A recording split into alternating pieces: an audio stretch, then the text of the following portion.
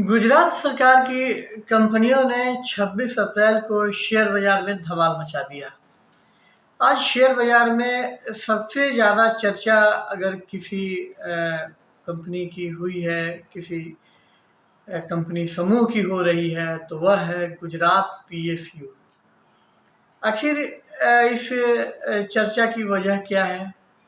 अचानक गुजरात सरकार की कंपनियों को लेकर अचानक इतना उत्साह बाजार में क्यों देखा जा रहा है? मैं हूं मनी कंट्रोल से राकेश रंजन और आइए इन सवालों का जवाब जानने की कोशिश करते हैं। मैं आपको ये बता दूं कि गुजरात सरकार की कंपनियों की चर्चा की सबसे बड़ी वजह यह है कि इन कंपनियों ने आज ज़बरदस्त तेज़ी दिखाई है। 26 अप्रैल को गुजरात सरकार की कंपनियों यानी गुजरात पीएसयू में के शेयरों की कीमतों में ज़बरदस्त उछाल देखने को मिला।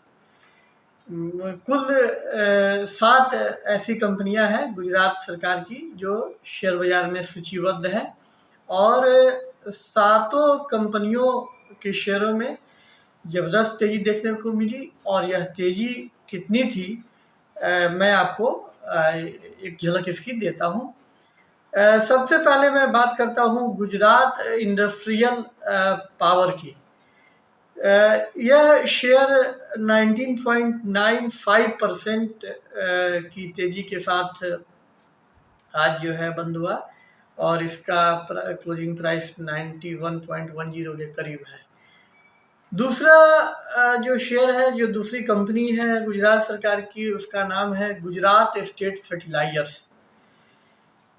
इस कंपनी के शेयर में 26 अप्रैल को 19.99% का उछाल देखने को मिला और यह शेयर जो है 153 रुपये 35 पैसे पर बंद हुआ। जो तीसरी कंपनी है वह है गुजरात अल्केलीज। इस कंपनी के शेयर आज यानी 26 अप्रैल को 18.09% चढ़कर 738 रुपये के स्तर पर बंद हुए हैं। उसके बाद हम आते हैं जीएनएफसी पर। जीएनएफसी के शेयरों में आज 10.68% का उछाल देखने को मिला और इसका प्राइस 587.70 के करीब बंद हुआ। उसके बाद हम आते हैं जीएमडीसी के शेयरों पर। यह शेयर जो है 19.98% चढ़कर 159.70 के प्राइस पर बंद हुआ है। और गुजरात गैस एकमात्र कंपनी है जिसका शेयर जो है सिर्फ 1.04% चढ़कर 463.75 रुपीज़ पर बंद हुआ है। तो कुल अगर 7 कंपनियों की बात करें जो गुजरात सरकार के पीएसयू हैं और शेयर बाजार में लिस्टेड है, तो इनमें से करीब 5 कंपनियों के शेयर जो हैं वह 18-19% की तेज़ी के साथ बंद हुए हैं। तो यह अचानक जो तेज़ी है उसने निवेशकों को हैरान किया है और इसकी वजह क्या है यह जानने की कोशिश करते हैं। इसकी वजह यह है कि गुजरात सरकार ने अपने पीएसयूज के लिए कुछ खास पॉलिसी बनाई है और इस पॉलिसी की वजह से आज यानी कि 26 अप्रैल को इन शेयरों में ज़बरदस्त उछाल देखने को मिला। यह पॉलिसी क्या है, इस पॉलिसी का मतलब एक आम निवेशक के लिए क्या है और क्या इससे गुजरात सरकार की जो कंपनियां हैं जो शेयर बाजार में सूचीबद्ध गुजरात गवर्नमेंट के पीएसयूज हैं, क्या उनका अट्रैक्शन बढ़ेगा, क्या उनमें निवेशकों की दिलचस्पी आने वाले दिनों में बढ़ेगी, यह जानने की कोशिश करते हैं। गुजरात सरकार ने पीएसयू की जो नई पॉलिसी बनाई है उसमें 3 बातों का जिक्र है। पहला डिविडेंड का है, दूसरा बोनस शेयर का है और तीसरा बाईबैक है, शेयरों के बाईबैक को लेकर है। शेयरों के स्प्लिट करने को लेकर भी इसमें कहा गया है लेकिन शेयरों को स्प्लिट करने से इन्वेस्टर्स को सीधे तौर पर कोई बहुत ज़्यादा फ़ायदा नहीं होता है। तो हम सिर्फ 3 बातों पे अपनी चर्चा को केंद्रित रखते हैं और इन तीनों बातों का संबंध जो है वह कंपनियों के निवेशकों से होता है और इसमें जो सबसे पहला जो मसला है वह है डिविडेंड का।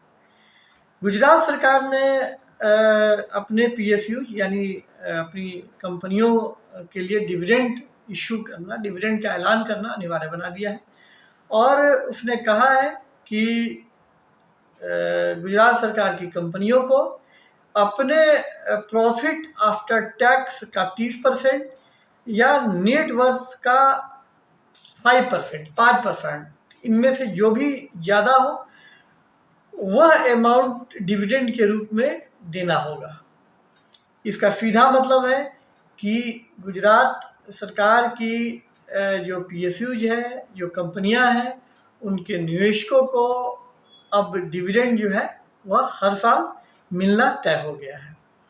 अच्छी खबर यह इसलिए है कि गुजरात सरकार की जो 7 सूचीबद्ध कंपनियां हैं उनमें से सभी कंपनियां प्रॉफिट में हैं और इनमें से कुछ कंपनियों का प्रॉफिट काफ़ी अच्छा है। तो इससे यह जाहिर हो गया है कि कंपनियां जो भी प्रॉफिट कमाएंगी उसका कुछ हिस्सा जो है उन्हें निवेशकों को लौटाना होगा और इसलिए आने वाले दिनों में गुजरात सरकार की कंपनियों के शेयरों का जो अट्रैक्शन है वह बढ़ना तय है। दूसरा जो मसला है, जो पॉलिसी की सबसे बड़ी बात है वह बोनस शेयरों को लेकर है। तो इस पॉलिसी में यह कहा गया है कि गुजरात सरकार की सरकारी कंपनियों को अपने डिफाइंड रिजर्व एंड सरप्लस के आधार पर उनको बोनस तय करना होगा और इसमें ये कहा गया है कि गुजरात सरकार की कंपनियों का डिफाइंड रिजर्व एंड सरप्लस उनके पेडअप इक्विटी शेयर कैपिटल के बराबर या 10 गुना होने पर उन्हें निवेशकों को बोनस शेयर जारी करने होंगे। तो यह दूसरा बड़ा ऐलान है जो बोनस शेयरों को लेकर है और जो तीसरा जो महत्वपूर्ण ऐलान है वह शेयर बाईबैक को लेकर है। तो इस पॉलिसी में यह कहा गया है कि गुजरात सरकार की ऐसी कंपनियां जिनका नेटवर्थ कम से कम 200 करोड़ रुपए है और cash and bank balance 1000 crore रुपए है, उन्हें अपने शेयरों का बाईबैक करना होगा। तो अब इन कंपनियों के निवेशकों को 3 बातों को लेकर इत्मीनान हो गया है। पहला कि उन्हें डिविडेंड मिलेगा हर साल क्योंकि सभी कंपनियां मुनाफा कमा रही हैं। दूसरा कि उन्हें बाईबैक में पार्टिसिपेट करने का मौका मिलेगा और तीसरा कि उन्हें इन कंपनियों की तरफ से बोनस शेयर भी इशू होंगे। तो अगर चूंकि बाईबैक में कंपनियां जो शेयर की बाजार कीमत होती है उससे ज़्यादा कीमत रखती हैं तो निवेशकों को ज़्यादा कीमत पर अपने शेयर जो है वो कंपनी को बाईबैक में बेचने का मौका मिलेगा।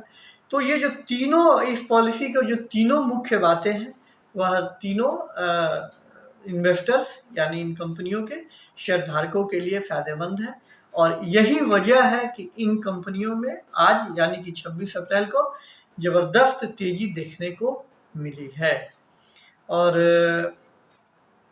इसका असर जो है वह आने वाले दिनों में भी दिखेगा क्योंकि इन शेयरों में निवेशकों की दिलचस्पी बढ़ेगी जिससे कि इनकी कीमतों में थोड़ी मजबूती देखने को मिल सकती है। तो यदि आपने गुजरात सरकार के पीएसयू में निवेश नहीं किया है तो आप इस बारे में सोच सकते हैं, लेकिन इससे पहले जो है कि आपको कंपनी के फंडामेंटल्स और अपने रिस्क एपेटाइट को समझ लेना होगा। इसके बाद ही किसी तरह के निवेश का फैसला करना होगा। तो यह थी हमारी गुजरात सरकार की पीएसयू को लेकर नई पॉलिसी से जुड़ी बातचीत। और अगर आपको यह वीडियो अच्छा लगा तो इसे ज़रूर लाइक करें, और अगर आप गुजरात सरकार की PSU पॉलिसी के बारे में किसी खास आपका कोई सवाल है या किसी खास बात को जानना चाहते हैं तो हमारे कमेंट बॉक्स में ज़रूर बताएं। और अगर आपने अभी तक हमारे YouTube चैनल को सब्सक्राइब नहीं किया है तो सब्सक्राइब कर दें। हम बहुत जल्द आपसे नए वीडियो के साथ मिलेंगे, तब तक के लिए नमस्कार।